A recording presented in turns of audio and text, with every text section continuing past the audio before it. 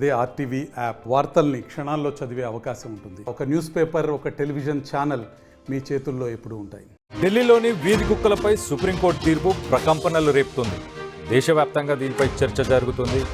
జంతు ప్రేమికులతో పాటు పలువురు సెలబ్రిటీలు సుప్రీం నిర్ణయంపై ఆందోళన వ్యక్తం చేస్తున్నారు. నోరులేని జీవాలపై ఇంత కఠినత్వం ఎందుకంటూ విమర్శిస్తున్నారు.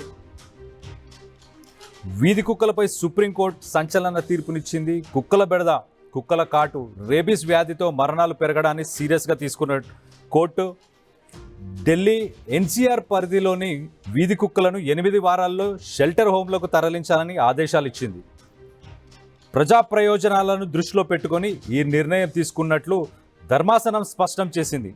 వీలైనంత త్వరగా ఢిల్లీలోని అన్ని ప్రాంతాల నుంచి కుక్కలను దూర ప్రాంతాలకు తరలించాలని అధికారులను ఆదేశించింది.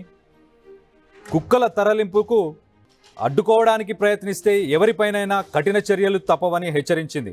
సుప్రీంకోర్టు తీర్పుపై పలువురు ప్రముఖుల నుంచి విమర్శలు వెల్లువెత్తుతున్నాయి. ఈ వ్యవహారంపై రాహుల్, ప్రియాంక, మేనకా గాంధీతో పలువురు సినీ సెలబ్రిటీలు స్పందించారు. వీధి కుక్కలపై సుప్రీంకోర్టు ఆదేశాలను తప్పుపట్టారు. సుప్రీం ఆదేశాలను చూస్తే దేశం రోజురోజుకి వెనక్కి వెళ్తున్నట్లుగా ఉందని కాంగ్రెస్ అగ్రనేత రాహుల్ గాంధీ ఆరోపించారు.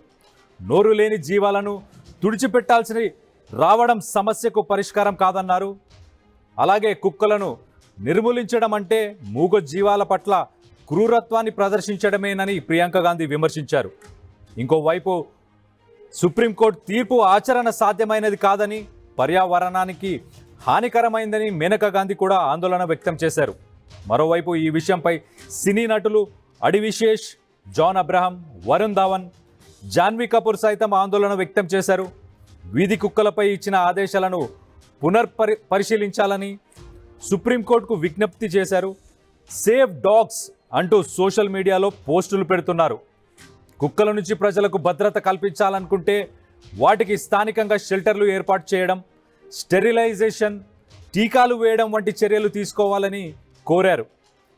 ఇంకోవైపు జంతు హక్కుల సంస్థలు కూడా ఈ వ్యవహారంపై అభ్యంతరం వ్యక్తం చేశాయి. అయితే జంతు ప్రేమికులకు సుప్రీంకోర్టు చురకలంటించింది.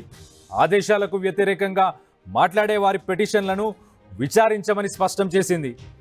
రేబీస్తో పోయిన ప్రాణాలను తిరిగి తీసుకొస్తారా అంటూ జంతు ప్రేమికులను ప్రశ్నించింది. అంతేకాకుండా వీధి కుక్కలను దత్తత తీసుకోవడానికి కూడా వీలు లేదని తేల్చి చెప్పింది.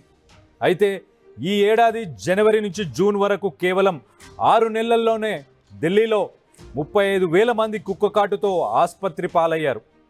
ఈ నేపథ్యంలోనే వీలైనంత త్వరగా కుక్కలను దూర ప్రాంతాలకు తరలించాలని న్యాయస్థానం ఆదేశించింది.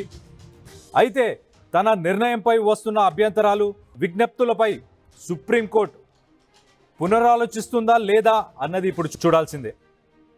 తెలుగులో న్యూస్ కి ఫాస్టెస్ట్ యాప్ ఇప్పుడు టోటల్లీ న్యూ అవతార్లో జస్ట్ 5 సెకండ్స్ లో కంప్లీట్ న్యూస్. సోషల్ మీడియాలో ట్రెండ్స్ కి వన్ స్టాప్ సొల్యూషన్.